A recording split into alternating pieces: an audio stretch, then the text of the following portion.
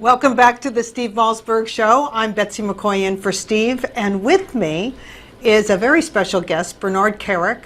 He's author of a new book, From Jailer to Jailed, My Journey from Correction and Police Commissioner to Police Commissioner, and he also held a string of other important positions, including Interim Minister of Interior of Iraq, right? Mm-hmm. So this is really such a fascinating book. I'm going to take this copy home tonight and read it. Go ahead. But you have taken a traumatic experience, a painful experience, and turned it into a powerful mission. Tell us.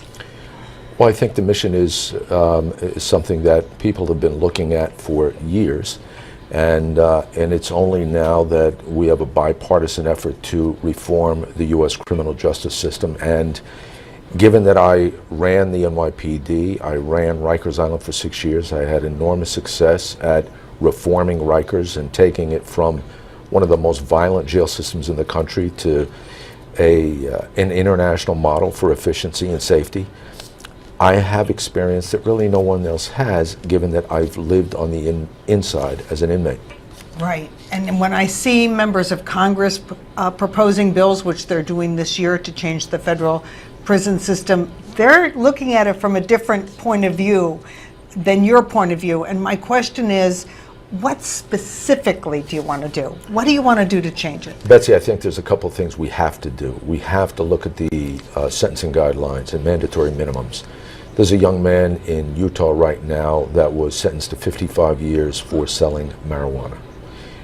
You have commercial So fishermen. that's his life. His life is over. It's over. It's over. It's done. You have young men, first-time nonviolent drug offenders, 10 years, 15 years, 20 years. And not even just drug offenders, right? White collar. White collar. Commercial fishermen can sell too big of a fish or catch too many fish or the wrong fish. You're destroying people's lives. And listen, I put a lot of people in prison.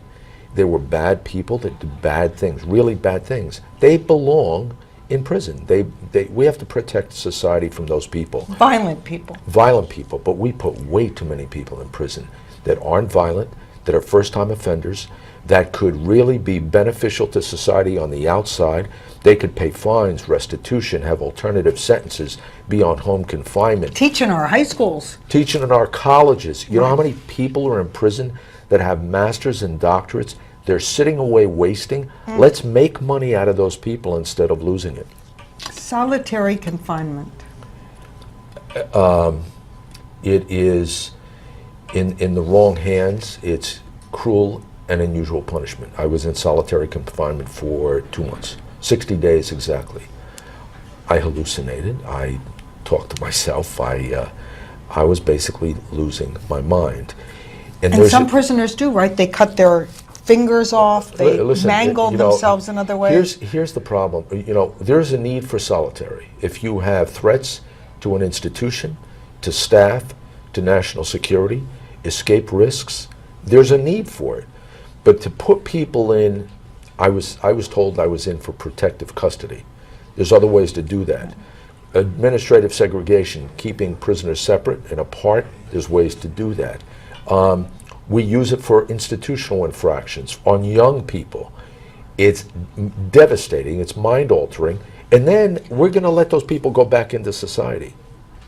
Mind-altering, that's what you said, mind-altering. It actually creates mental illness, right. Extreme mental illness. Extreme mental illness, and there's study after study around the country saying that we are misusing and abusing it, but it still goes on, and I think this is something the legislators have to look at. Your family, when you were in prison, you must have worried a lot. Did the former mayor reach out to your family? You used to be very close.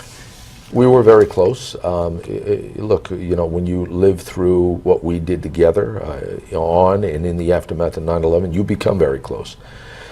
And he's a friend. I love and admire him. I think he did enormous things for the city. But when I went away, he never really made contact with my family. And my concern was my kids.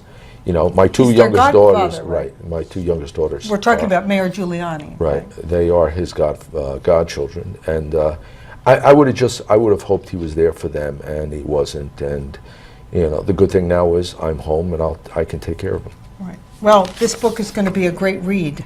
Thank you, thank you. I I just hope the American people read it and get to Yeah. understand the system needs fixed, and they have to push their legislators to do that. And you're going to go to Congress and talk about this. Absolutely. I'm there every other week. Thank you. Thank you. Thank you for what you're doing. Thank you, ma'am. Up next, former Navy SEAL and FBI agent Jonathan Gilliam. Boy, that's going to be interesting.